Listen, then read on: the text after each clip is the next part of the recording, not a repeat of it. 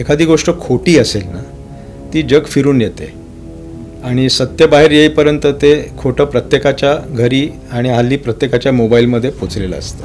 Reserve bank of इंडियाने dividend दिला आणि म्हणून सरकार रिझर्व्ह बँकेला ओरबाडून घेते आणि रिझर्व्ह बँक डबघाईला आले. ही धोक्याची घंटा आहे असं एक लेख फिरत होता. पण माझ्या लक्षात आलं, मला गेल्या काही दिवसात काही जणांनी मला 4-5 जणांनी फॉरवर्ड केला आणि विचारलं यात तथ्य आहे काय काही आणि याला उत्तर काय देऊ आम्ही. त्यावेळी म्हटलं अरे बाबांनो, हे जुलै 2022ला पहिला हा लेख आला होता. हा दरवर्षी फिरतो की या हल्लीच्या दिवसात तर मी असं म्हणेन लोकांना की कुठलीही मोदी सरकार विरुद्ध बातमी आली किंवा आर्थिक विषयांबद्दल आपण डबघाईला आलो आहे, आपल्या देशाची वाट लागली, अशी बातमी ज्यावेळी येते ना त्यावेळी पहिल्यांदा विश्वास ठेवणं बंद करा.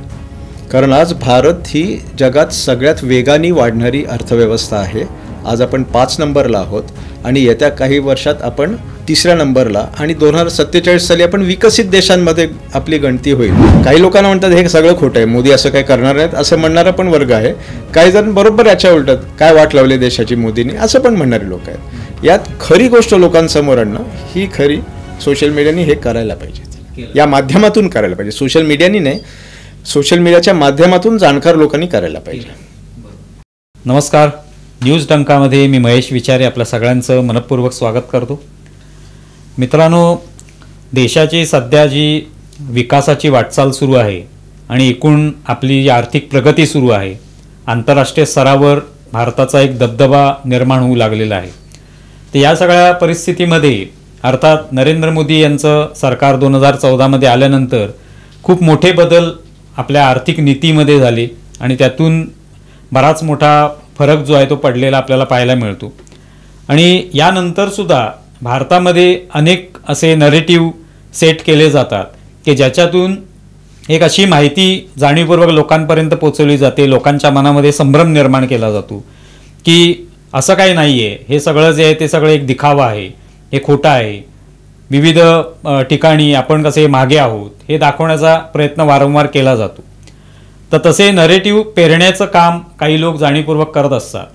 पण वास्तव काय असतं, अनेक लोक हे या संदर्भातलं वास्तव लोकांसमोर मांडत असतात. तर ते वास्तव लक्षात घेणं हे अत्यंत आवश्यक आहे. आजचा जो आपला एपिसोड आहे त्याच्यामध्ये आपण याच सगळ्या नरेटिव्ह आणि त्यातलं तथ्य जे आहे हे जाणून घेण्याचा प्रयत्न करणार आहोत. आणि त्यासाठी आपल्यासोबत आहेत आनंद देवधर. स्वतः ते पेशाने चार्टर्ड अकाउंटंट आहेत, त्याचबरोबर आर्थिक सल्लागार म्हणून सुद्धा ते काम करतात.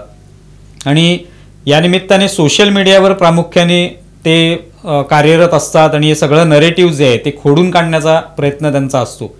तर त्यामुळे आज त्यांच्याशी संवाद साधूया आणि हे सगळे नरेटिव्ह कसे आहेत, एकूण भारताची काय आर्थिक स्थिती आहे, आगामी काळात काय होणार आहे, हे सगळं जाणून घेण्याचा प्रयत्न करूया. आनंदजी, आपलं खूप खूप स्वागत आहे न्यूज डंकामध्ये. तर नरेटिव्ह हा तर खूप आजकालच्या दिवसामधला एक महत्त्वाचा परवलीचा शब्द आहे आपण असं म्हणू. म्हणजे राजकारणामध्ये पण आहे आणि आर्थिक याच्यात सुद्धा विविध खोट्या गोष्टी ज्या आहेत, बातम्या ज्या आहेत त्या वेगळ्या पद्धतीने सांगितल्या जातात, लोकांपर्यंत पोचवल्या जातात. त्याच्यामधली एक म्हणजे रिझर्व्ह बँकेची बातमी जी आहे, ज्याविषयी वारंवार चर्चा होत असते की रिझर्व्ह बँकेकडून जो डिव्हिडंड देण्यात येतो, आता मला वाटतं यावर्षी 2 लाख कोटी इतका डिव्हिडंड दिलेला आहे. तर त्यावर चर्चा अशी होते की हे सगळं RBI कडून ओरबाडलं जाते, तर त्याच्यामुळे RBI जी ती अगदी कंगाल झालेली आहे वगैरे, असे वेगवेगळ्या पद्धतीचे नरेटिव्ह सेट केले जातात. काय याच्याबद्दल या संदर्भात सांगा. मला याच्याबद्दल असं म्हणायचं आहे की एखादी गोष्ट खोटी असेल ना ती जग फिरून येते आणि सत्य बाहेर येईपर्यंत ते खोटं प्रत्येकाच्या घरी आणि हल्ली प्रत्येकाच्या मोबाईलमध्ये पोचलेलं असतं. त्यामुळे त्याचं खंडनसुद्धा ताबडतोब झालं पाहिजे आणि त्याच दिवशी झालं पाहिजे, काही तासात झालं पाहिजे. हे जे तुम्ही मला आत्ता सांगितलं की रिझर्व्ह बँक ऑफ इंडियाने डिव्हिडंड दिला आणि म्हणून सरकार रिझर्व्ह बँकेला ओरबाडून घेते आणि रिझर्व्ह बँक डबघाईला आले, ही धोक्याची घंटा आहे असं एक लेख फिरत होता. पण माझ्या लक्षात आलं, मला गेल्या काही दिवसात काही जणांनी मला 4-5 जणांनी फॉरवर्ड केला आणि विचारलं यात तथ्य आहे काय काही आणि याला उत्तर काय देऊ आम्ही. त्यावेळी म्हटलं अरे बाबांनो, हे जुलै 2022ला पहिला हा लेख आला होता. हा दरवर्षी फिरतो आणि त्यावेळी डिव्हिडंडचे आकडे बदललेले असतात. आता यावर्षी 2,10,000 कोटी रुपये डिव्हिडंड रिझर्व्ह बँकेने सरकारला दिलेला आहे. आता बेसिकली डिव्हिडंड म्हणजे काय हे आपण समजून घ्यायला पाहिजे. डिव्हिडंड म्हणजे झालेल्या नफ्यातून पैसे देणं भागधारकाला. आणि एकीकडे हे म्हणतात की धोक्याची घंटा आहे. रिझर्व्ह बँकेने डिव्हिडंड दिलाय म्हणजे रिझर्व्ह बँक प्रॉफिटमध्ये आहे. किती प्रॉफिटमध्ये आहे? 2,10,000 कोटींपेक्षा जास्त प्रॉफिटमध्ये आहे. तेव्हा एखादी बँक प्रॉफिटमध्ये असताना तिला ओरबाडतंय ही कन्सेप्टच चुकीची आहे. म्हणजे हे मुद्दामून खोटं पेरलेलं आहे. हे तुम्ही पहिल्यांदा समजून घ्यायला पाहिजे की या हल्लीच्या दिवसात तर मी असं म्हणेन लोकांना की कुठलीही मोदी सरकार विरुद्ध बातमी आली किंवा आर्थिक विषयांबद्दल आपण डबघाईला आलोय, आपल्या देशाची वाट लागली आहे अशी बातमी ज्यावेळी येते ना त्यावेळी पहिल्यांदा विश्वास ठेवणं बंद करा. कारण आज भारत ही जगात सगळ्यात वेगाने वाढणारी अर्थव्यवस्था आहे. आज आपण 5 नंबरला आहोत आणि येत्या काही वर्षात आपण 3ऱ्या नंबरला आणि 2047 साली आपण विकसित देशांमध्ये आपली गणती होईल असे आपले टार्गेट्स असताना आज आपण एखादी आपली premier bank central bank of India जी आपल्या इथे रिझर्व्ह बँक म्हणतात ती डबघाईला येते यावर पहिल्यांदा विश्वासच ठेवू नका तुम्ही. वाट बघा, कोणीतरी येऊन याचं खंडन करेल. आणि हे खोटे पसरवणारे यांना माहीत असतं की मोदी सरकारवर टीका केली की बरेच वेळा आपलीच माणसं कमी पडतात पुढे येऊन त्यांना सांगण्यात. अशावेळी त्यांनी थोडा धीर धरायला पाहिजे. आता ही परिस्थिती खूप सुधारली आहे. काही तासातच गोष्टींचं खंडन होतं. पण हे आता याची चर्चा होती म्हणजे सोशल मीडिया असल्यामुळे अनेक गोष्टी जास्त रोजच्या रोज या संदर्भातल्या बातम्या दिल्या जातात आणि पेरल्या जातात. पण अशा प्रकारे रिझर्व्ह बँकेकडून जे डिव्हिडंड आहे तो केंद्र सरकारला देणं ही पद्धत आत्ताच आहे की पूर्वीपासून आहे किंवा कसं आहे ते? पूर्वीपासून आहे. हे काही बोलतात. त्यांना काय वाटतं हे सगळं मोदी सरकारने सुरू केलं. 1947 सालापासून हे सुरू आहे. रिझर्व्ह बँकेच्या ॲक्टच्या सेक्शन 47 नुसार ही तरतूद आहे. आणि रिझर्व्ह बँकेकडे जी गंगाजळी आहे त्याला फंड म्हणतात, रिझर्व्ह फंड म्हणतात. तो शेवटी करायचं काय त्याचं? तो उपयोगी कधी काय आणणार हाही प्रश्न उपस्थित होतो ना. म्हणजे मनमोहन सिंग सरकारच्या काळात सुद्धा असं होत होतं. इनफॅक्ट मी तर तुम्हाला असं सांगेन की हा प्रश्न एवढा महत्त्वाचा आहे की लिबरलायझेशन झाल्यापासून आत्तापर्यंत 5 ते 6 वेळा कमिटी बसलेली आहे की बाबा रिझर्व्ह बँकेकडे असलेल्या कॉन्टिंजन्सी फंडाचं नक्की काय करायचं. त्यावर लेटेस्ट म्हणजे YH मालेगाम कमिटी बसली आणि त्यांनी सांगितलं की 9 लाख कोटी रुपये ज्यावेळी 2013 साली आहे बहुतेक रिझर्व्ह बँकेचा रिझर्व्ह फंड होता तो सरकारला देऊन टाकावा असं त्यांनी सुचवलं. आता त्याच्यावर कार्यवाही होण्याच्याच सरकार बदललं. आता मोदी सरकार आल्यानंतर अर्थातच ती नीती बदलणार होती, नियम बदलणार होते. तर मोदी सरकारने बिमल जालान जे रिझर्व्ह बँकेचे पूर्व गव्हर्नर होते त्यांच्या कमिटीने एक रिपोर्ट दिला आणि त्यात त्यांनी रेकमेंडेशन असं दिलं की रिझर्व्ह बँकेच्या बॅलन्स शीटची जी टोटल असते ना इथे बघा कुठल्याही ॲसेटच्या किंवा लायबिलिटीच्या किंवा प्रॉफिटच्या किती पर्सेंटेज नाही. इथे ही कन्सेप्ट आहे रिझर्व्ह बँकेची बॅलन्स शीट इतर बँकांच्या बॅलन्स शीटपेक्षा वेगळी असते. बॅलन्स शीटच्या टोटलच्या 5.5 ते 6.5% कॉन्टिंजन्सी फंडला ट्रान्सफर करायचे आणि बाकीचं सरकारला देत आहे. म्हणजे मोदी सरकारने काय केलं, मालेगाम कमिटीने सगळे डिस्ट्रीब्यूट करा म्हणून सांगितलं होतं. मोदी सरकारने जे रेकमेंडेशन स्वीकारलं त्याच्यात 5.5 ते 6.5% रिझर्व्ह बँकेकडे ठेवायचं आहे. म्हणजे इनफॅक्ट रिझर्व्ह बँक मजबूत व्हावी या उद्देशाने त्या कमिटीने रेकमेंड केलं, ते स्वीकारलं आणि आता उरलेले पैसे ट्रान्सफर करण्यात येतात. आता झालं काय, 23-24 या वर्षामध्ये रिझर्व्ह बँकेला नेहमीपेक्षा जास्त फायदा झाला आणि त्यांच्या बॅलन्स शीटची टोटल 70 लाख कोटी रुपये आली. त्याच्यात त्यांनी प्रोव्हिजन वगैरे करून 2,10,000 वरती काही कोटी रुपये त्यांनी डिव्हिडंड म्हणून दिला. आता एवढी रक्कम दिल्यामुळे बजेटवरती परिणाम झाला. म्हणजे आपलं जे फिस्कल डेफिसिट होणार होतं जेवढं अपेक्षित होतं त्यापेक्षा ते कमी आलं. आता लोकांनी टीका अशी करायला सुरुवात केली की त्यांनी एवढे पैसे घेतले आणि फिस्कल डेफिसिट मॅनेज केलं. आता ते झालं, फिस्कल डेफिसिट मॅनेज व्हावं म्हणून त्यांनी केलं नाही. रिझर्व्ह बँकेला फायदा झाला नसताना तर कसं मी दिलं असतं त्यांनी? फायदा झाला म्हणून 2,10,000 कोटी घेतले ना. हे कोणी समजून घ्यायलाच तयार नाही. आणि हे सामान्य माणसाला ना फक्त इन्कम टॅक्स, GST, हॉटेल बिलावरती किती भरावं लागतं, पेट्रोल एक्साईज याच्या खाली येणार की नाही, यात थोडं त्यांची चूक नाही म्हणा. प्रत्येक माणूस अर्थतज्ञ नसतो, परंतु कमीत कमी हल्ली वेळ अशी आली की मध्यमवर्गीय माणसांनी थोडंसं अर्थसाक्षर व्हायला हरकत नाही. जे इकॉनॉमिक टाइम्स घरी सुरू करावा, वाचावा तो, असं करायला हरकत नाही. तुम्ही म्हणालात ते बरोबर आहे की सर्वसामान्य माणसाला काही मोजक्या गोष्टी माहिती असतात. म्हणजे ही खूप क्लिष्ट गोष्ट आहे.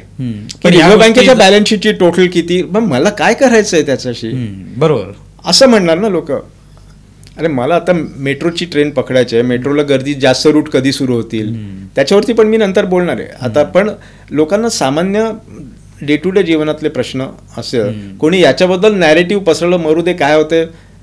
काही लोकांना म्हणतात हे सगळं खोटं आहे, मोदी असं काही करणार नाहीत, असं म्हणणारा पण वर्ग आहे.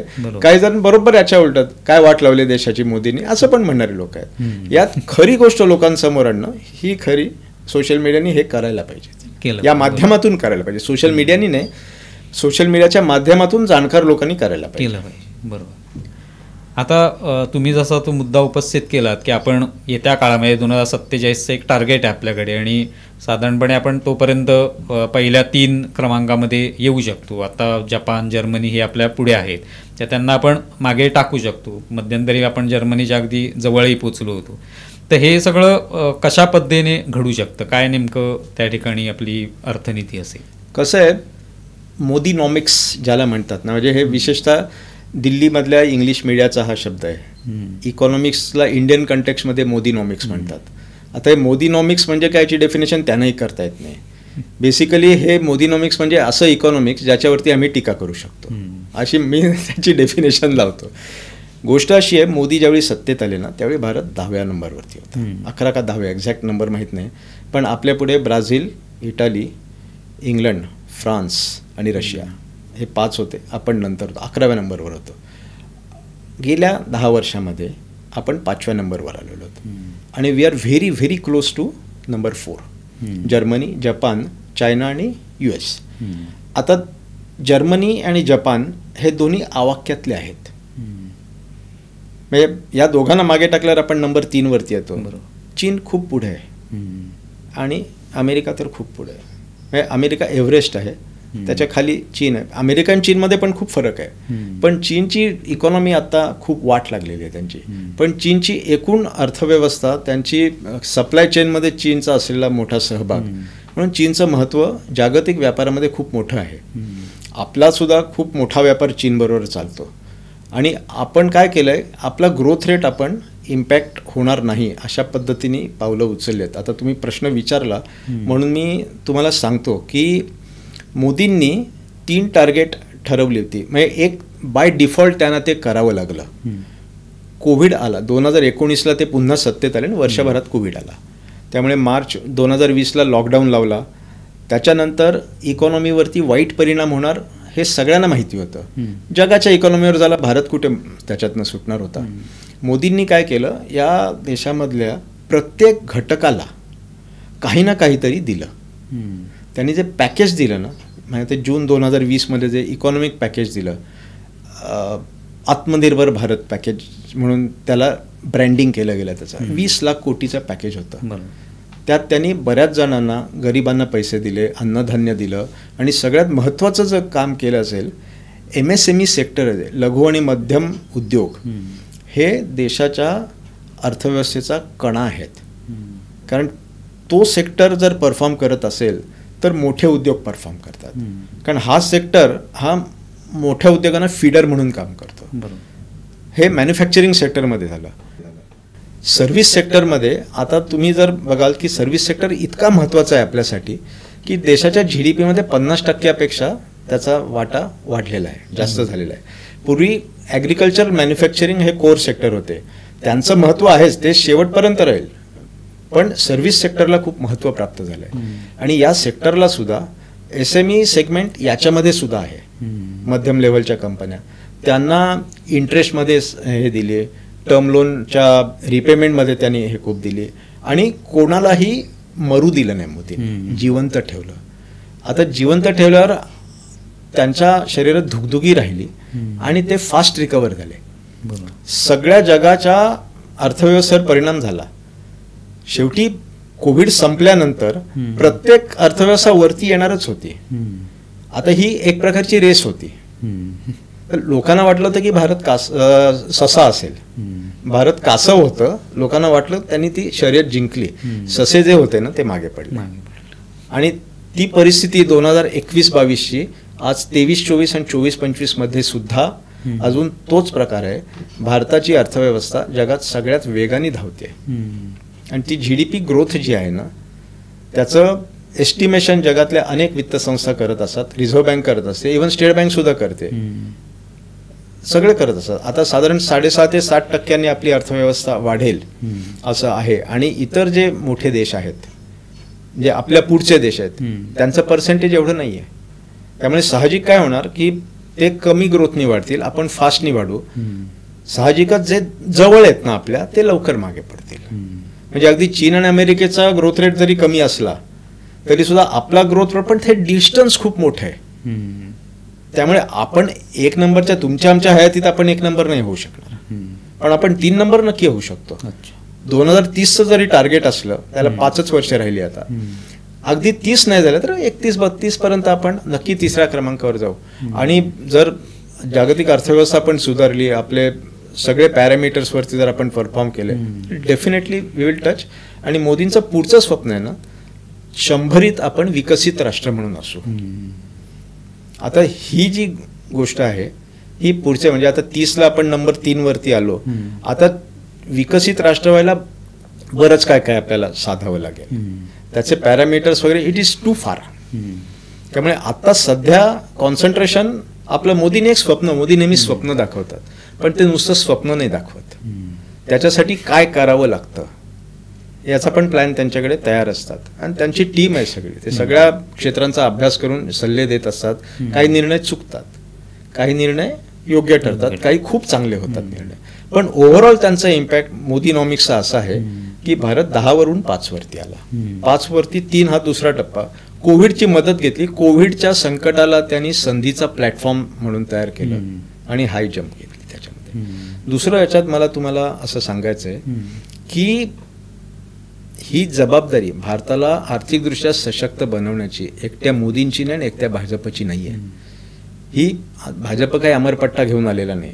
29ला जिंकेल न जिंकेल कोणाला माहिती नाही. आता सेटबॅक बसलेलाच आहे, म्हणजे पूर्ण बहुमत नाही मिळालं. पण 29ला भाजप खालीच जाईल अशातला हा भाग नाही. तेव्हा आत्ताच 6 महिन्यापूर्वी, 3 महिन्यापूर्वी निवडणुका झाल्यात. 29च्या गोष्टी करणं खूप लांब राहिलं. पण ही जो राज्यकर्ता असेल इथून पुढे, या प्रत्येकाची जबाबदारी आहे. म्हणजे खरं तर विकासाच्या मुद्द्यांमध्ये शक्यतो राजकारण आणू नये, आर्थिक बाबतीतही राजकारण आणू नये. कारण जात, पंथ, भाषा हे सगळं दूर राहिलं. आपण एक भारतीय म्हणून आपल्या राष्ट्राला अर्थसत्ता बनवायचा असेल तर सगळ्यांचा सहभाग हवाय, समाजाचा हवाय आणि सरकारांचाही हवाय. आणि हे प्रत्येक राज्य सरकारलाही लागू पडतं. हल्ली जे काय चित्र दिसतंय ना की मोदींनी हे केलं की आम्ही त्याला विरोध करणार, हे अतिशय चुकीचं आहे. याच मुद्द्यावर येतो. आता तुम्ही विरोधाचा मुद्दा उपस्थित केला तर वारंवार असा आरोप होतो की केंद्र सरकारने महाराष्ट्राचा विशेषचा विचार केला तर महाराष्ट्रातून एवढा सगळा कर जातो किंवा मुंबईतून जातो, पण त्या तुलनेमध्ये केंद्राकडून काहीच मिळत नाही. अशा पद्धतीचा आरोप सातत्याने इकडचा, विशेषतः आता महाविकास आघाडी आहे आणि महायुती असा दोघांमधला संघर्ष आहे.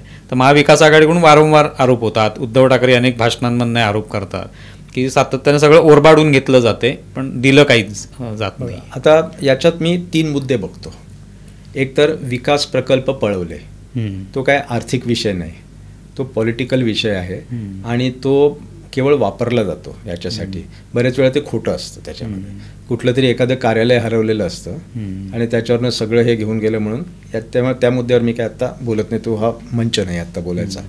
उद्धव ठाकरे जे म्हणत होते की आमचा GST अडकवून ठेवला आहे, जोपर्यंत GST येत नाही तोपर्यंत मी तुम्हाला पैसे देऊ शकत नाही. शेतकऱ्यांना द्यायचे आहेत, महिलांना द्यायचे आहेत, तरुणांना द्यायचे आहेत, शिष्यवृत्त्या द्यायच्या आहेत, मी देऊ शकत नाही. त्याचं कारण असं की केंद्र सरकार GST देत नाही.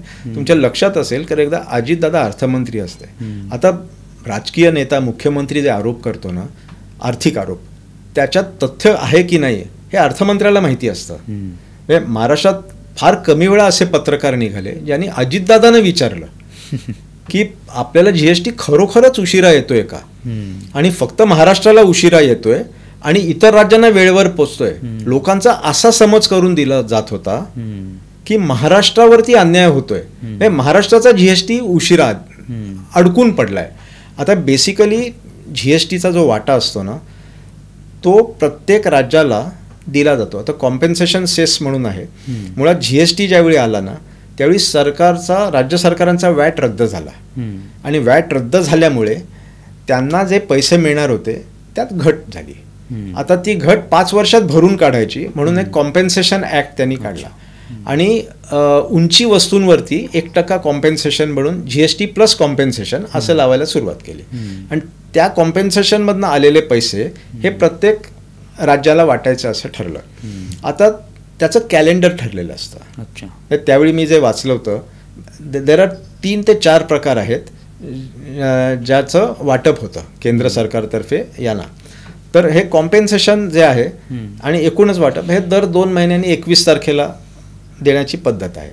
तर अजितदादांनी त्यावेळी ज्यावेळी त्याने विचारलं त्यावेळी अजितदादांनी एका वाक्यात उत्तर दिलं होतं, असं कुठल्या एका राज्यावरती अन्याय करता येत नाही आणि त्यांच्या कॅलेंडरप्रमाणे पैसे मिळतात आणि आम्हालाही मिळालेले आहेत असं स्वतःच्या उद्धव ठाकरेंच्या विरोधात अजितदादा बोलले होते. पण अर्थात आपल्या मीडियानी ते काय फार फ्लेअर अप केलं नाही, ते दाबून टाकले त्याच्यामध्ये.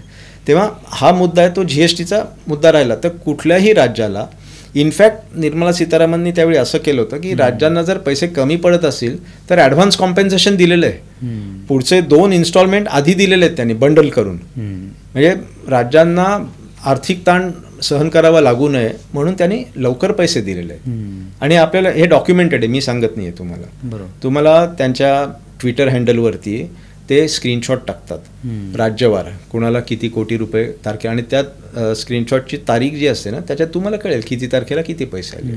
ते एक क्लिक दाबले की राज्याला पैसे मिळतात. त्याच्यामध्ये हा आरोप साफ खोटाच होता, महाराष्ट्रावर अन्याय होत होतो.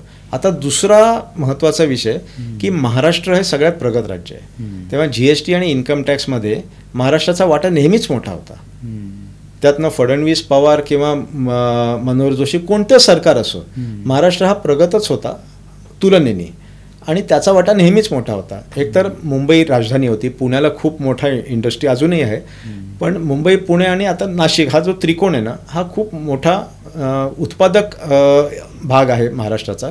आणि तिथे रजिस्टर्ड ऑफिस मुंबईत असल्यामुळे बरेच वेळा मुंबईच्या नावावर टॅक्स जमा होतो, आणि दुसरं म्हणजे इथे फॅक्टरीज असल्यामुळे एक्साईज इकडे जमा होते, त्यामुळे सगळं इकडेच होतं. आता जे राज्य केंद्राला सगळ्यात जास्त पैसे देते त्याच राज्याला केंद्राने परत ते करायचे ही कन्सेप्टच चुकीची आहे. बेसिकली वेलफेअर स्टेट ही जी कन्सेप्ट आहे आपली याच्यामध्ये श्रीमंतांकडनं पैसे घेऊन गरिबांना पैसे देणे ही कन्सेप्ट आहे. त्यामुळे राज्यांना कसा वाटा द्यायचा, म्हणजे केंद्राने कलेक्ट केलेला कर राज्यांना कशा पद्धतीने द्यायचा हे सूत्र ठरलेलं असतं, आणि आज नाही ठरलेलं, हे वित्त आयोग ठरवतं. वित्त आयोग स्वातंत्र्य झालं तेव्हापासून फॉर्म झालेला आहे. सध्या 15वा वित्त आयोगाचं कार्यकाळ सुरू आहे, तो 31 मार्च 2026ला संपेल. नोटिफिकेशन पण निघालेलं आहे नवीन वित्त आयोगाचं. 1 एप्रिल 2026ला 16वा वित्त आयोग गठीत होईल. आता केंद्राला जे कर मिळतात ना, केंद्राचे पूर्वी काय कर असायचे की सेंट्रल एक्साईज, कस्टम ड्युटी हे मेन महत्त्वाचे कर होते, बाकी इतर सगळे कर होते. आता GSTमध्ये इंटरस्टेट व्यवहार होते, एका राज्यातून दुसऱ्या राज्यात व्यवहार गेलात की IGST लावतात त्याला, तो IGST केंद्राकडे जमा होतो. आणि राज्यातल्या राज्यात जे व्यवहार होतात ना त्याला SGST आणि CGST हे सेम असतात पर्सेंटेज. 18% रेट असेल तर 9% 9% असतात, 12% असेल तर 6% 6% असतात. त्यातलं 9% केंद्राकडे जातो, 9% राज्याकडेच राहतो वॅटच्या बदल्यात तो. आता हे केंद्राकडे कर जातात ना त्याचं वाटप कसं करायचं हा फॉर्म्युला असतो ना, तो वित्त आयोग ठरवतो, केंद्रीय वित्त आयोग. आणि त्या वित्त आयोगाने 15व्या वित्त आयोगाने ही मुदत ही रक्कम 42% द्यावी असं ठरलं. आधीच्या वित्त आयोगामध्ये 37% रक्कम मिळायची. म्हणजे हा जो 5%ची जास्त रक्कम आहे ना केंद्रीय कर संकलनात, हे देण्याचं डिसिजनसुद्धा मोदी सरकारने स्थापन केलेल्या वित्त आयोगाचं आहे. म्हणजे मोदी सरकारने राज्यांच्या भल्यासाठी हे निर्णय घेतले, रेकमेंडेशन तसं आलं. म्हणजे उलट सगळ्या राज्यांनी मोदी सरकारचा आभारी राहायला पाहिजे की आम्हाला 5% जास्त मिळालं. जम्मू आणि काश्मीरची स्थापना ज्यावेळी झाली त्यावेळी काही टेक्निकल कारणांमुळे 42% वाटा 41%ला, फार काही फरक पडला नाही. तेव्हा प्रत्येक राज्याला किती वाटा मिळायचा हे ठरवताना 5 ते 6 पॅरामीटर्स असतात. आता त्याची खूप खोल चर्चा करण्यात अर्थ नाही, पण साहजिकच आहे जी राज्य गरीब आहेत, ज्याच्यात अनएम्प्लॉयमेंट जास्त आहे, लोकसंख्या जास्त आहे, त्यांना जास्त वाटा मिळतो, आणि जी प्रगत राज्य आहेत त्यांना कमी वाटा मिळतो. तेव्हा महाराष्ट्राला माहिती 6.14% मिळतो, जो आधीच्या याच्यामध्ये 5.56 होता.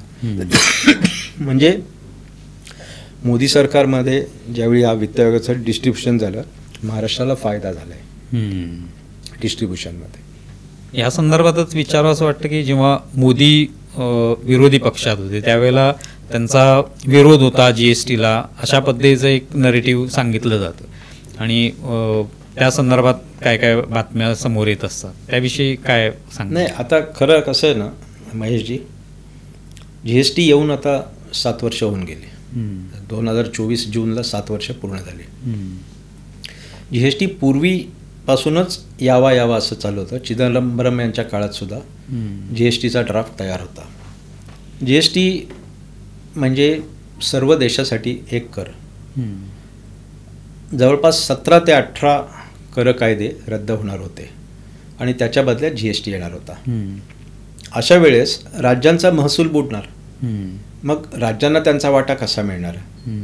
चिदंबरम यांच्या काळात ही जी कल्पना होती GSTचं आणि राज्यांचं वाटप कसं करायचं, त्याच्यामध्ये राज्यांवर अन्याय होणार होता आणि त्यात मोदींनी विरोध केला होता, कारण राज्यांवर अन्याय होणार होता.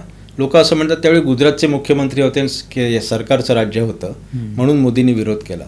ॲक्च्युली मोदी सगळ्या राज्यांसाठी भांडत होते, कारण गुजरातसाठी भांडत नव्हते, कारण गुजरात एक राज्य आहे, बाकीची राज्य आहेतच ना.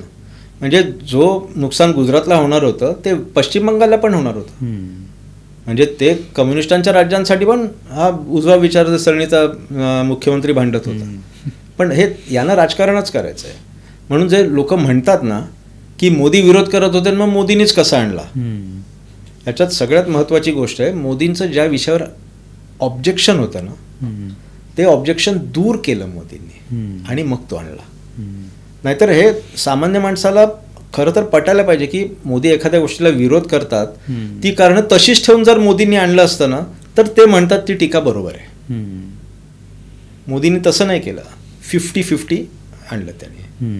ते 50-50ची मांग करत होते, ते स्वतः केलं 50-50 आणि मग सगळ्यांनी तो कायदा पास, सगळ्या राज्यांनी मोदींचं ऐकलं.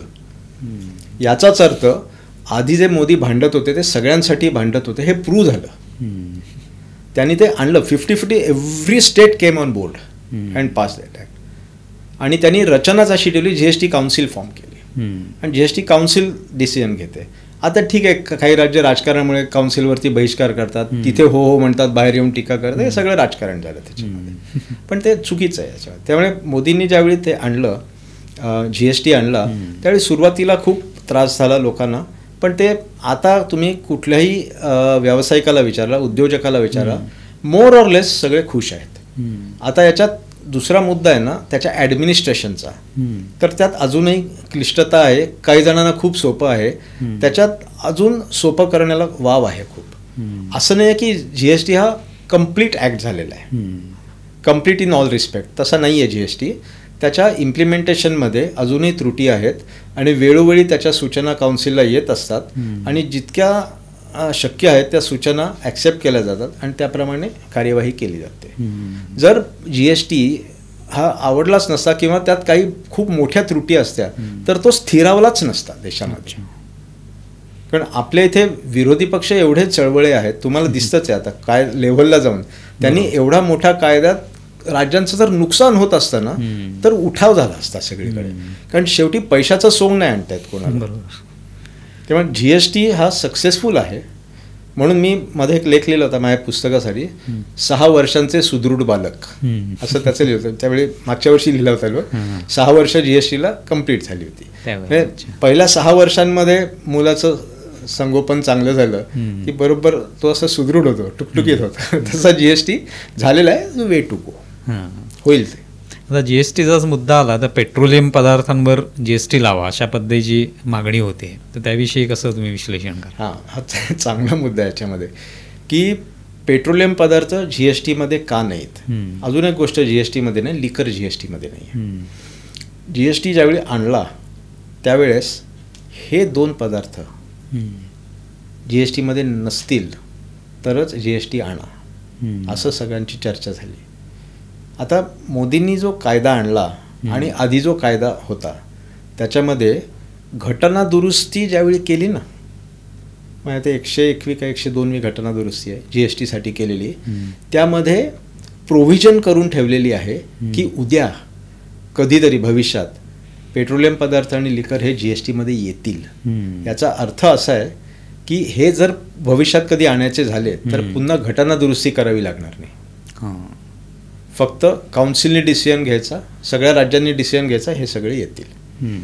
आता याच्यासाठी आपण पेट्रोलियम प्राइसेस कशा ठरवल्या जातात हे आपण आधी समजून घेतलं पाहिजे. आज क्रूडचा जो भाव आहे त्याच्याप्रमाणे साधारण 51 रुपये त्याची कॉस्ट आहे, लँडेड कॉस्ट आहे. कन्व्हर्जन रेट पकडून डॉलर खूप महाग झाला आहे त्याच्यामध्ये. त्यातही आता आपण रशियाकडनं आपण वेगळ्या पद्धतीने डॉलर घेतो. बरंच काय काय चालू आहे त्याच्यामध्ये आपली इनपुट कॉस्ट कमी करण्यासाठी. त्याच्यामध्ये कन्व्हर्जन कॉस्टचे 3-3.5 रुपये ॲड होतात. 19 रुपये 90 पैसे ही केंद्र सरकारची ड्युटी आहे. 20 रुपये पकडा तुम्ही, ते 70 रुपये तिथे झाले. आता महाराष्ट्रामध्ये ते 103-104 वगैरे आहे साधारण. आजचा भाव तेवढा असेल माझ्या लक्षात नाही. पण हा फरक कुठला आता? हा स्टेटचा वॅट आहे. म्हणजे 53 रुपये अधिक 20 रुपये 73 रुपये 73 रुपये आणि इतर ठिकाणी 98 रुपये, साधारण 20 ते 25 रुपये हा वेगवेगळ्या राज्यांचे वेगवेगळे वॅट आहेत. म्हणून तुम्हाला प्रत्येक राज्यात वेगळे दर बघायला मिळतात. त्याचं काम महाराष्ट्रात अधिभार आहे. 10 रुपये होता तो हळू कमी कमी आता म्हणा ते 5-5.5 रुपये अधिभार असेल, पण तो महाराष्ट्रात म्हणून जास्त आहे. गुजरातमध्ये कमी आहे. आपल्याला जे लागून जे स्टेट आहेत ना त्याच्यात कमी आहे. तो कमी काय आहे, तो अधिभार तिकडे नाही आणि कदाचित वॅट थोडा कमी असेल. आता हे जर जीएसटी मध्ये आला तर वॅट जाईल, एक्साईज पण जाईल. आता कन्व्हर्जन कॉस्ट तर घ्यावीच लागेल. समजा landed cost plus 5 rupees conversion cost 55 रुपयांवरती किती टक्क्याने जीएसटी लावला? आज 93, महाराष्ट्र जास्त सुखी आहे 3 रुपये 4 रुपये मिळून. पण समजा आज 95 रुपये जर average rate other than Maharashtra जर असेल तर हे 40 रुपये आहेत ना. एवढा जर जीएसटी लावला तर तुम्ही जीएसटीचं पर्सेंटेज वर्क करा. त्यात सुद्धा नियमाप्रमाणे तो अर्धा केंद्राला द्यावा लागेल. म्हणजे राज्याचं किती 1000 कोटींचं नुकसान त्याच्यामध्ये आहे. म्हणून सीतारामन ज्या म्हणतात ना, आम्ही आणायला तयार आहोत, राज्यांनी संमती द्यावी. त्यांना माहिती आहे राज्य संमती देणार नाही. किंवा मग जीएसटीसाठी वेगळा रेट ठरवावा लागेल की ज्याचा टोटल इफेक्ट असेल. एक्साईज ड्युटीचं पर्सेंटेज आणि वॅटचं पर्सेंटेज हे एकत्र केलं मग तो खूप मोठा दिसेल. 80% जीएसटी दिसेल. 55 रुपयावर आता 55 रुपयावर 40% जर जीएसटी लावायचा, नुसतं लोक टक्केवारीवरतीच ओरडतील. अरे काय इतरांना 28% जीएसटी मग आता 40% जीएसटी असं कशाला करायचं? तेव्हा जोपर्यंत आपण सशक्त होत नाही किंवा जो काही शॉर्टफॉल होईल तो कॉम्पेन्सेट करायला काही वेगळ्या प्रकारचा रेव्हेन्यू जनरेट होत नाही तोपर्यंत पेट्रोलियम पदार्थांना जीएसटीमध्ये नो एंट्री आहे. असं माझं स्पष्ट मत आहे. नियर फ्युचरमध्ये तर नाही होणार.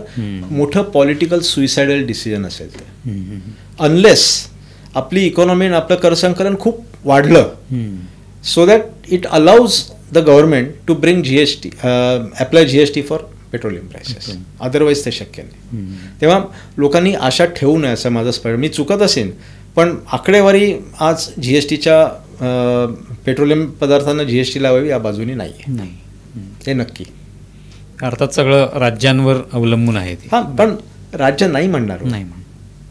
आता राज्यांचाच विचार करायचा झाला तर मध्यंतरीच बातमी आली हिमाचल प्रदेशची, जी अवस्था हिमाचल प्रदेशची झालेली आहे म्हणजे सॅलरी द्यायला सुद्धा पैसे नाही आहेत, अगदी मंत्र्यांनी सुद्धा आपण 2 महिने सॅलरी घ्यायची नाही वगैरे असं ठरवलं होतं आणि त्यामुळे एक प्रकारे आर्थिक परिस्थिती त्यांची खूपच बिकट झालेली आहे आणि तिथे राजकारण सुरू झालं.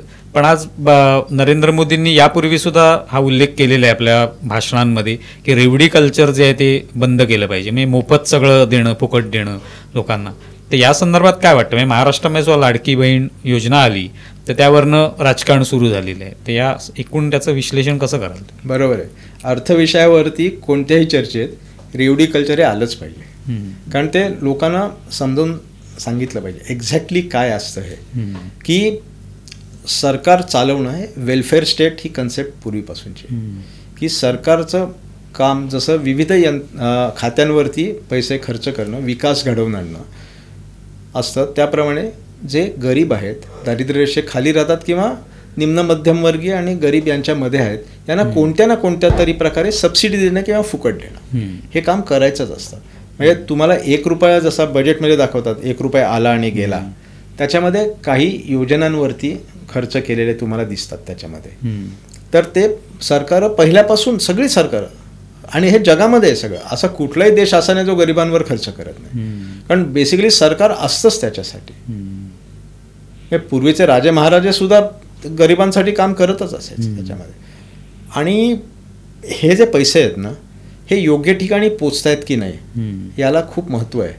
आता मोदींनी काय केलं, बँक खाती उघडायला लावली सगळी, आणि ज्या स्कीम्स आहेत त्याचे पैसे डायरेक्ट येणार. म्हणजे राजीव गांधींचा जो आरोप होता, 1 रुपयापैकी 15 रुपये फक्त पोचतात, 85 रुपये जातात, ते बंद झालं. आता इमिजिएटली पैसे येतात लोकांना, त्यामुळे तो अपव्यय बंद झाला.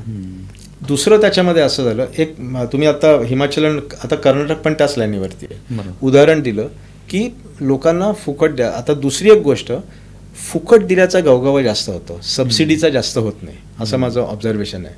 सरकार देतच असतं, यापूर्वी सरकार मोफत गोष्टी देतात, पण एखादी योजना राजकीय हेतू डोळ्यासमोर ठेवून ज्यावेळी आणली जाते त्यावेळी त्याचा गवगवा जास्त केला जातो आणि ते लोकांच्या नजरेत भरतं. ही लाडकी बहीण योजना जाहिरात न करता प्रेस कॉन्फरन्स एक घेतली, सोडून दिली, फार काही झालंच नसतं. त्यांनी ती हॅमर करायला सुरुवात केली आणि ती निवडणूक जिंकण्यासाठी आणले, हे उघड आहे. आता त्यांनी खटाखट 8,500 सांगितले, जिथे ते आहेत सत्तेमध्ये तिथे आता ॲक्च्युली 8.5 देतात की नाही, डबघाईला आले अर्थव्यवस्था म्हणजे ते वाटतच असणार तिकडे.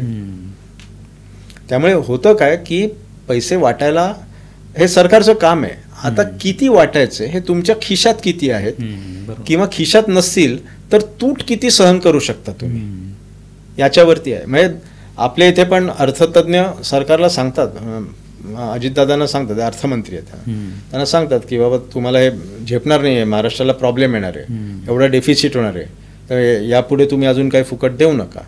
आता मोदींनी ज्यावेळी 84 कोटी जनतेला मी फुकट अन्नधान्य देणार हे ज्यावेळी सांगितलं, त्यावेळी कोविडच्या काळात कोणाला फारसं वाटलं नाही. जानेवारी 2024 ज्यावेळी त्यांनी घोषणा केली की पुढची 5 वर्ष देईन मी तुम्हाला, त्यावेळी मग ती आरडाओरड सुरू झाली की मोदी पण रेवडी कल्चरमध्ये आले. ज्या गोष्टींना आत्ता सुद्धा परवा मला कोणीतरी सांगत होतं की झारखंडमधल्या एका योजनेवरती मोदींनी टीका केली. मग लोक प्रश्न उपस्थित करतात, मग महाराष्ट्रात लाडकी बहीण योजनेवरती मोदी का नाही बोलत आहेत. आता प्रश्न इथे आर्थिक शिस्तीचा आहे. यावेळेचं जर बजेट बघितलं तर फिस्कल डेफिसिट जे आपलं वित्तीय तूट ही कंट्रोलमध्ये आहे. जेवढी प्रोजेक्ट केली होती त्याच्यापेक्षा थोडी कमीच आहे, आणि पुढचं प्रोजेक्शन सुद्धा चांगलं आहे. म्हणजे एवढा खर्च करून सुद्धा, मोफत रेवडी वाटप करून सुद्धा आपलं करसंकलन एवढं वाढतंय की ते करू शकतात.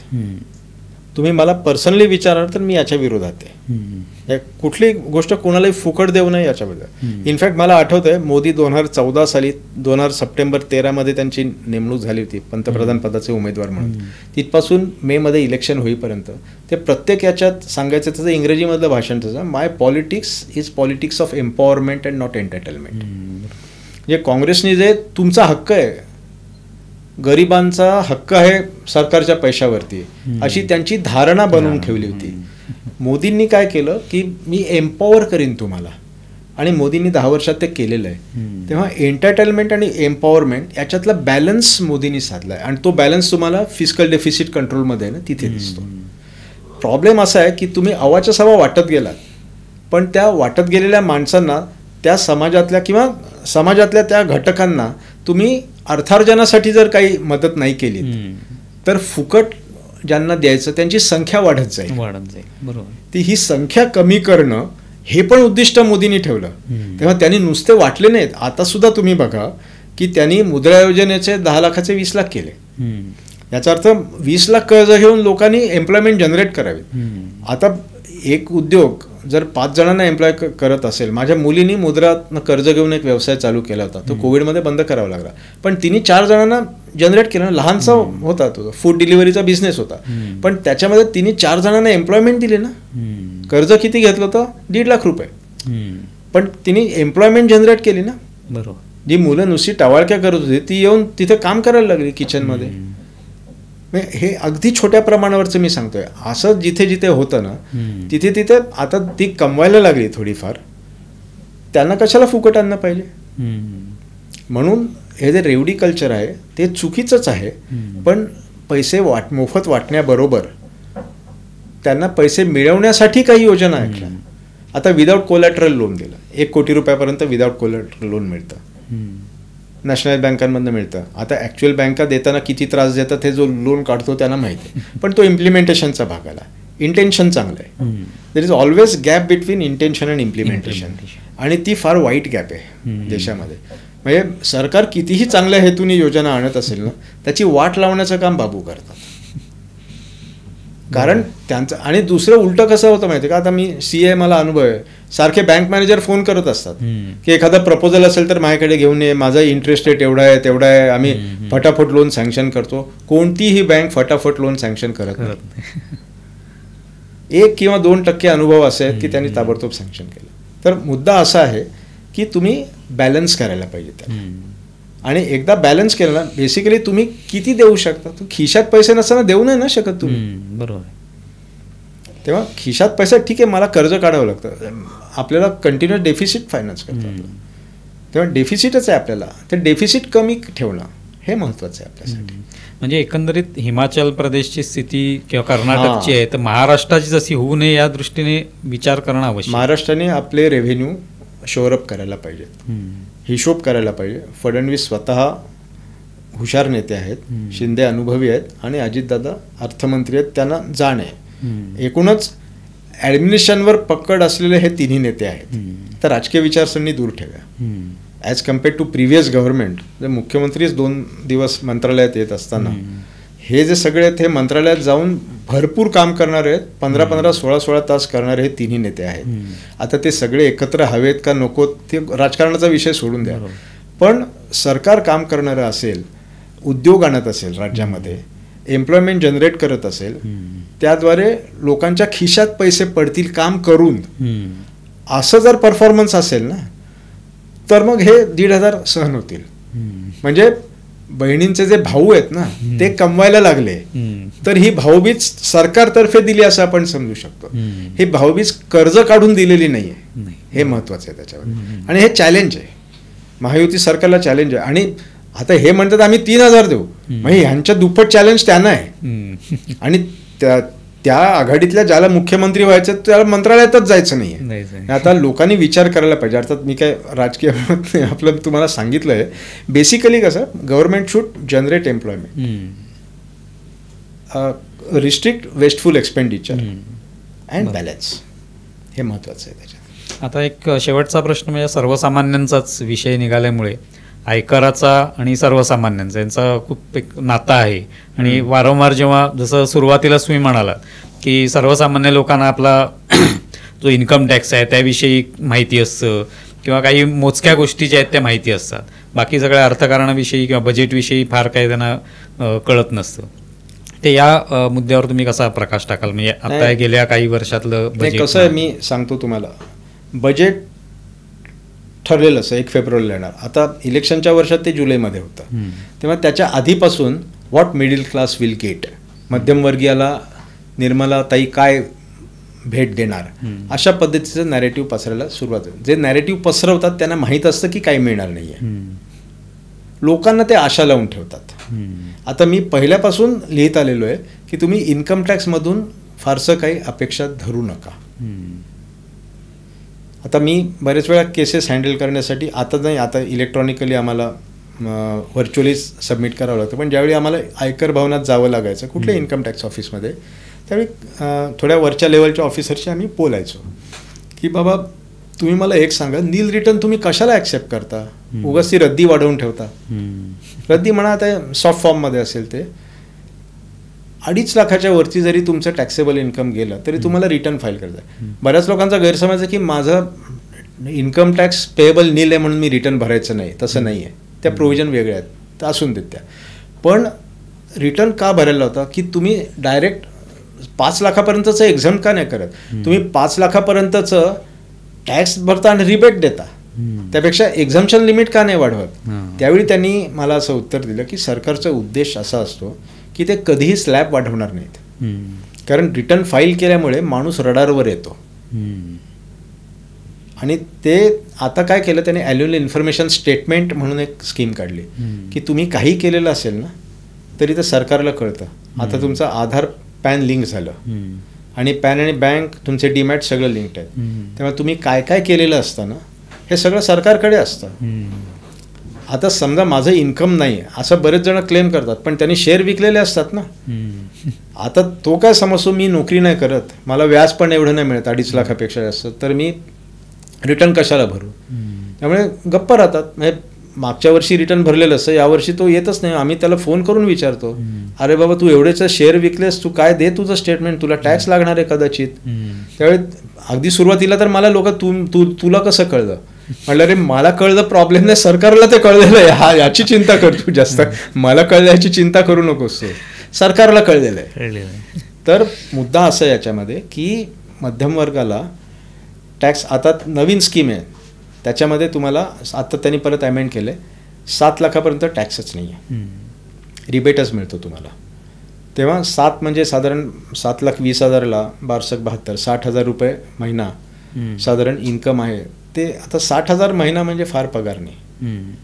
आता जनरली 1,00,000-1,25,000 रुपये पगार असतो लोकांना, म्हणजे अगदी सरसकट अजूनही सगळ्यांना ₹1,00,000 पगार नाही झाला, पण 60,000 बऱ्यापैकी समजतात, त्याला टॅक्सच नाही आहे. पण तुमचे बाकीचे विड्रॉल काढून टाकले, डिडक्शन्स काढून टाकल्या, LIC, NSC, PPF, bank deposits, CTD सगळ्याचे टॅक्स बेनिफिट्स काढून टाकले. सरकारचा उद्देश हाच आहे की गुंतवणूक आणि कर हे डिलिंग करायचं, त्याचा संबंध ठेवायचा नाही. पूर्वी काय मार्च महिन्यात लोक लोन घेऊन पण PPF मध्ये टाकायचे का, बेसिक लोकांची जी मनोवृत्ती आहे ना ही कर न भरण्याची. तर टॅक्स कैसे बचाऊ मैं, आणि ज्यांना तो स्कोप मिळतो ना ते चडफडतात. त्यामुळे सॅलरीडवाले सगळ्यात रागावलेले असतात की आम्हाला उपायच नाही टॅक्स वाचवण्याचा, त्यामुळे ते जास्त नेहमीच चिडलेले असतात. त्यामुळे त्यांना खरं आता गव्हर्नमेंटला असं वेगळं एक्झाम्पशन देता येत नाही, किंवा ज्यांना फक्त सॅलरीड एम्प्लॉई आहेत त्यांना 12 लाखापर्यंतचं एक्झाम म्हणजे महिना ₹1,00,000 सरसकट कुठल्याही एका वर्गाला वेगळं ट्रीट करता येत नाही, आणि सगळ्या वर्गाला ट्रीट करणं सरकारला परवडत नाही. तेव्हा हळूहळू करून तुम्हाला तो बेनिफिट मिळेल. पण मध्यमवर्गीयाने पण हे समजून घेतलं पाहिजे की फक्त कर आणि मध्यमवर्गीय एवढाच विषय नाही, सरकार जे खर्च करतं त्यामुळे मध्यमवर्गीयांना इतर इनडायरेक्ट बेनिफिट खूप झालेले आहेत त्याच्यामध्ये. एकतर तुम्हाला मेट्रोचे प्रवास होत आहेत, आता हायवे बांधले जात आहेत चांगले, रेल्वे लाईनमध्ये तुमच्या प्रवासात इम्प्रूव्हमेंट होते, वेगवेगळे एअरपोर्ट बांधत आहेत, त्यामुळे कनेक्टिव्हिटी वाढलेली आहे, ओव्हरऑल डेव्हलपमेंट चांगली होते तुमची देशाची as compared to Congress government. गेल्या 10 वर्षात डोळ्यांना दिसणारी प्रगती. नितीन गडकरींनी केलेलं काम डोळ्यांना दिसतंय, लोक ड्राईव्ह करून जातात, दुवा देतात सगळे. आता या सगळ्या गोष्टींमध्ये हे इनडायरेक्ट बेनिफिट आहेत, पण परत मी सांगतो तसं लोकांना डायरेक्ट बेनिफिटमध्ये लोक जास्त खुश असतात. तर ठीक आहे, वो सरकार का काम ही आहे असं करतात. मला पर्सनली असं वाटतं की 1,00,000 रुपयापर्यंतचं इन्कम हे एक्झाम्प्ट असावं, 12 लाखापर्यंत टॅक्स लागू नये. पण आता सरकारने तो हिशोब करायचा आहे, त्यांच्याकडे सगळ्या स्लॅब वाईज ब्रेकअप असतो, किंवा 10 लाखापर्यंतचं रिटर्न भरणारे किती लोक आहेत, त्यांना जर करमाफी दिली तर रेव्हेन्यू लॉस किती होईल. सरकार कुठलेही बेनिफिट देताना बजेटमध्ये तुम्ही एक शब्द ऐकला असेल बघा, अर्थमंत्र्यांच्या तोंडातून, दिस प्रोव्हिजन्स आर रेव्हेन्यू न्यूट्रल. याचा अर्थ असा असतो की या प्रोव्हिजन्स, या सवलती दिल्यामुळे सरकारला नुकसानही होत नाही, नफाही होत नाही, फायदाही होत नाही, न्यूट्रल आहे, जे आहे त्या परिस्थितीत राहतं. तर कुठलीही सवलत रेव्हेन्यू न्यूट्रल असेल ना, सरकारला द्यायला काही प्रॉब्लेम नाही. रेव्हेन्यू न्यूट्रल कधी होणार की कुठनं तरी काढून कुणाला तरी द्यायचं. मग आता श्रीमंत लोकांवर सरचार्ज वाढवला तर ते लोक पॉलिटिकल फंडिंग करणारे असतात, ते चिडतात. तर आम्हाला ऑलरेडी सरचार्ज लावल्यामुळे ज्यांचं इन्कम 50 लाखाच्या वरती ते लोक चिडलेलेच आहेत, पण ते काय करू नाही शकत. अर्थात मुळात तोच श्रीमंतांकडनं पैसा घेणं आणि गरिबांसाठी वाटणं ही कन्सेप्ट आहे. त्यामुळे सरकारला असं वाटतं की अजूनपर्यंत 60,000च्या वरती ज्याचं इन्कम आहे तो त्यांनी कर द्यायला पाहिजे असं सरकारला वाटते. सरकार, आणि हे भाजपचं नाही म्हणत आहे मी, लोकांना असं वाटतं ना की काँग्रेस सरकार आल्यानंतर, तर तुम्ही विचार करा ना, गेल्या किती काँग्रेसने बेनिफिट दिला. ही मध्यम वर्गाची हेडलाईन तेव्हापासूनची चालू आहे. कदाचित आम्ही शाळेत असल्यापासूनची सुरू असेल, आम्हाला माहिती नाही की बजेटमध्ये काय दिलं. कारण बहुतेक वेळा बजेटमध्ये काय दिलं म्हणजे इन्कम टॅक्समध्ये काय सवलत दिली असंच असतं. खूप खूप धन्यवाद. आपण हे सगळे वेगवेगळे विषय जे विशेषतः नरेटिव्हच्या बाबतीत असतील त्यातले 2-3 मुद्दे जे तुम्ही अत्यंत व्यवस्थित समजावून सांगितलेत, आणि सगळ्यात मुख्य मुद्दा म्हणजे लोकांनी याकडे एका सजग दृष्टिकोनातून असं बघितलं पाहिजे आणि समजून घेतलं पाहिजे. माझा तर सल्ला लोकांना असा आहे की तुम्ही स्वतः दिवसा 1 तास तरी काढा.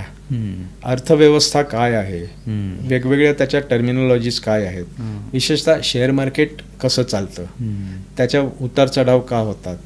हल्ली तुम्हाला फसवणूक पण खूप होते त्याच्या ह्याच्यात. ते सहज शक्य असं लोकांना पैसे जास्त पाहिजे असतात, नुसते बसून पैसे मिळतात असा लोकांचा समज आहे. बरेच वेळा अशा लोकांना फशी पाडलं जातं.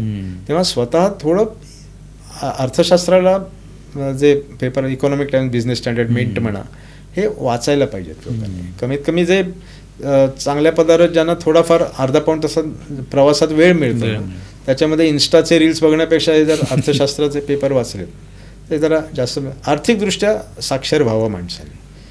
आणि त्या दृष्टीने माझे प्रयत्न असतात. मी बऱ्याच लोकांना, यंगस्टर्सना भेटतो आणि त्यांना सांगतो की बाबा तुम्ही 1-2 मिनटं अजून द्याल तर मी माझा एक अनुभव सांगतो. माझे एक जुने मित्र होते, ते त्यांच्या सोसायटीचं ऑडिट माझ्याकडे होतं. मराठी माणूस आहे, दुबईत होता तो, सिव्हिल इंजिनियर. तिकडनं परत आले, भरपूर पैसे कमवले, ते गाठीला बांधले ते. साधारण अर्ली 80s मध्ये तो इंडियात परत आला आणि त्याकडे बरेच पैसे होते. BST मध्ये नोकरीला लागले, सिव्हिल इंजिनियर होते ते. ते माझ्याकडे आले साधारण 90च्या दशकाच्या सुरुवातीला आले, म्हणजे जस्ट लिबरलायझेशन झालं होतं आणि हर्षद मेहताचा काळ सुरू झाला होता, शेअर मार्केट वाढत होतं. त्यावेळी चर्चा करता करता त्यांनी मला सांगितलं की तुझे क्लायंट इन्व्हेस्ट करतात का? म्हटलं हो करतात. NSE आहे, PPF आहे, टॅक्स वाचावं म्हणून करतात. आपली मराठी माणसं आहेत ना, शेअर मार्केटमध्ये मागे पडतात. त्याचं कारण आहे, हातात असलेला पैसा ना ते NSE मध्ये टाकतात, ज्याच्यात त्यांना परतावा खूप कमी मिळतो. PPF मध्ये टाकतात, सेफ्टी असते. पण साधारणतः 30 ते 35 वर्षात, ज्यावेळी सुरुवातीला 1-2 वर्ष नोकरीची 2 नोकऱ्या झालेल्या असतात, त्या मराठी माणसांनी रिस्क घ्यायला शिकलं पाहिजे. असा सल्ला तू दिलास ना तर दे, बघूया किती जण हो म्हणतात. त्यावेळी रिबेट होता 12,000 रुपये, 20%, 1 लाखाच्या इन्व्हेस्टमेंटवरती टॅक्समध्ये रिबेट होता, सेक्शन 88चा. त्यांना सांग की तू 20% रिबेट आहे ना, तुझा 1 लाख रुपये इन्व्हेस्ट केलेत, तुझ्याकडे 80,000 वाचतील. तू 1 लाख रुपये इन्व्हेस्ट करू नकोस, 20,000 टॅक्स भर आणि 80,000 वाचलेल्यांना शेअरमध्ये टाकतो. आणि असं 5 वर्ष करत जा, चांगल्या कंपन्यांचे शेअर्स तू जमा करत जा. हे जे तुझा 1 लाख रुपये 5 वर्षात भरल्यात ना, त्याच्या कितीतरी पट तू पुढच्या वर्षात कमवशील शेअर मार्केटमध्ये. And that person had a very high risk appetite. हा वेगळा विषय आहे, रिस्क ॲपिटाईट किती आहे. त्यापूर्वीचे शेअर सर्टिफिकेट्स यायचे, त्याच्याकडे A पासून Z पर्यंत बॉक्स फाईल्स होत्या. अच्छा. A नावाने सुरू आहे, ABB आहे, अल्फा लावल आहे, ACC आहे, त्याचे शेअर्स त्या फाईलमध्ये, असे Z पर्यंत असे शेअर्स होते त्याच्याकडे. अर्थात हे सगळ्यांना जमत नाही, पण ज्यांना जमतं ना त्यांनी शेअर मार्केटमध्ये थोडं ॲक्टिव्ह व्हावं. आता खूप वाढलेलं आहे, मंदीचे हकारे पिटले जात आहेत, तेव्हा हा प्रत्येकाचा इंडिव्हिज्युअलचा विषय आहे, किती रिस्क घ्यावी किती नाही. तर पण करावं इन्व्हेस्ट असं मला वाटतं. एकतर यू कॅन बीट इन्फ्लेशन, पण तेवढी हिंमत पाहिजे. तो वेगळा विषय आहे, पण परत कधीतरी तुम्ही संधी दिली तर निश्चितपणे या विषयावर आपण म्हणजे खरं तर अनेक मुद्दे याच्यामधले आहेत, अनेक विषय आहेत, त्या प्रत्येक वेगवेगळा इंटरव्ह्यूसुद्धा होऊ शकतो याच्यावर.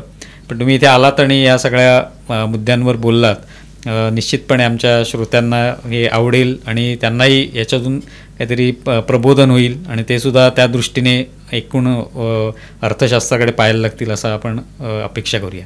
खूप खूप धन्यवाद. धन्यवाद. तर मित्रांनो, आत्ताच आपण आनंद देवधर यांच्याशी हा संवाद साधला. तुम्हाला हा एपिसोड कसा वाटला आहे जरूर कळवा. आमचा व्हिडिओ जास्तीत जास्त लाईक करा, शेअर करा आणि आमचं यूट्यूब चॅनल सबस्क्राईब करा. धन्यवाद. आमचा व्हिडिओ जास्तीत जास्त लाईक करा, शेअर करा आणि आमचं यूट्यूब चॅनल सबस्क्राईब करा. धन्यवाद.